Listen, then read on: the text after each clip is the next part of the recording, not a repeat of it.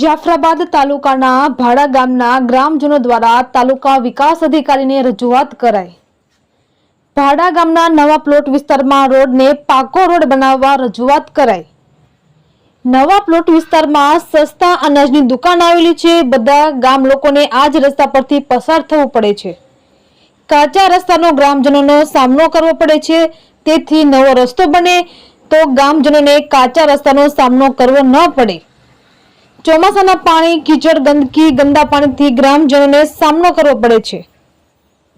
રસ્તો વહેલી તકે બનાવવામાં આવે તેવી ગ્રામજનોની માંગ છે। રિપોર્ટર જિગ્નેશ બારૈયા, જાફરાબાદ। ગામ ભાડા, તાલુકો જાફરાબાદ। આજ રોજ અમે તાલુકા ટીડીઓ સાહેબની ઓફિસે આવી અને લેખિત રજૂઆત કરેલી છે કે અમારો ભાડા ગામમાં રસ્તાનું કામ થાય અને એની રજૂઆત કરેલી છે। અને ચોમાસા દરમિયાન તો બહુ જ તકલીફ પડે છે, એટલા માટે એની રજૂઆત કરવામાં આવી।